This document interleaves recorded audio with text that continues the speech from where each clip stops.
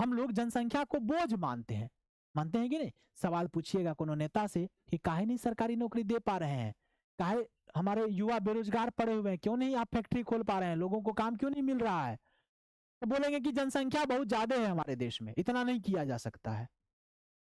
लेकिन हम लोगों से ज्यादा जनसंख्या चीन में था, और चीन ने जनसंख्या पर भी कंट्रोल किया, लोगों को काम भी दिया और अपने देश को सबसे ऊपर लेकर के आया। कैसे आया?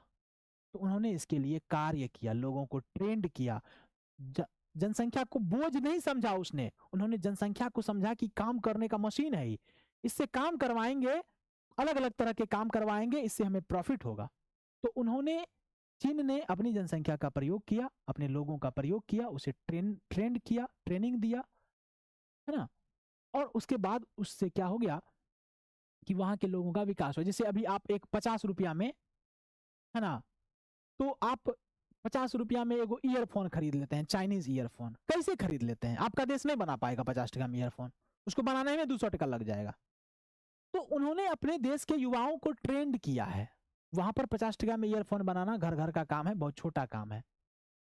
तो उन्होंने अपने वहां के युवाओं को ट्रेंड किया है, उसको ला करके वैसा सामान उपलब्ध कराया है, तब जाकर के वो बना के अपना सामान अपने पड़ोसी देशों में बेच बेच के इनकम कमा रहे हैं। अपने देश में नहीं बेचते हैं, विदेशों में बेच बेच के इनकम कमा रहे हैं।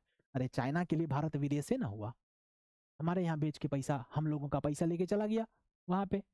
वही अगर हम लोग भी 50 टका का ईयरफोन यहाँ बना पाते तो हमारे देश के लोग लेते। दिवाली में आप इतने इतने झालर वाला लाइट वाइट जलाते हैं, सब चाइनीज लाइट जलाते हैं। रक्षाबंधन अभी आने वाला है 1 महीना में, अगस्त में। रक्षाबंधन जैसा पर्व, जो भारत का पर्व है, भाई बहन का सबसे पवित्र त्योहार है, वो जो राखी आप बांधते हैं, मैक्सिमम राखी चाइना से बनकर आता है। क्या भारत में नहीं बन सकता है? बन सकता है, लेकिन भारत उसको उतना रेट में नहीं बना पाएगा। समझे कि नहीं?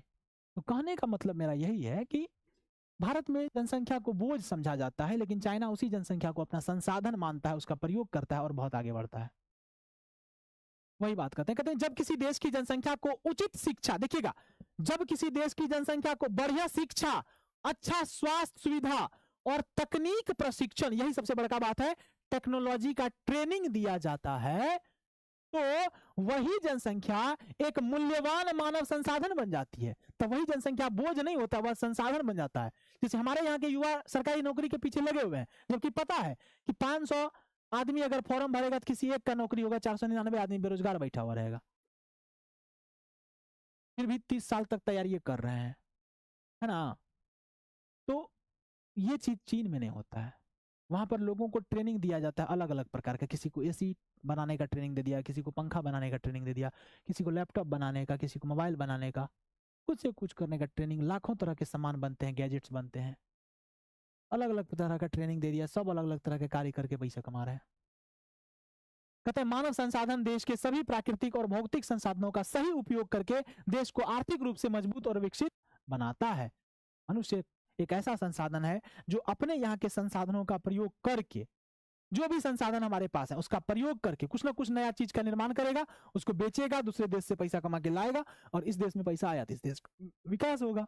कॉमन सी बात है ना। तो वही बात कर रहे हैं कि जिस दिन हमारे देश की जो सरकार है, हमारे राज्य की सरकार है, वह चाह ले कि हमें आगे बढ़ाना है अपने देश को, अपने राज्य को, डेफिनेट बढ़ेगा। ऐसा चाहता नहीं है वो लोग, चाहता है खाली कि हम कुर्सी पे कैसे बैठे रहें, हम कुर्सी पे कैसे बैठे रहे। हम प्रधानमंत्री हैं तो हम ही सब दिन प्रधानमंत्री हैं, हम मुख्यमंत्री हैं तो हम ही सब दिन मुख्यमंत्री रहे, है ना। कोई छोटा मुखिया है तो वो सोचता है कि हम विधायक कैसे बन जाए, कोई विधायक है तो सोचता है मंत्री कैसे बन जाए, कोई मंत्री है तो सोचता है मुख्यमंत्री कैसे बन जाए, कोई मुख्यमंत्री है तो सोचता है प्रधानमंत्री कैसे बन जाए। ये नहीं सोचता है कि हम कौन सा बढ़िया काम करें कि लोगों को फायदा हो, बिल्कुल नहीं सोचता है। कोनो राज्य का मुख्यमंत्री बता दीजिए जो ऐसा सोचता है ना। अगला है क्वेश्चन नंबर 10, कहते हैं किसी देश के लिए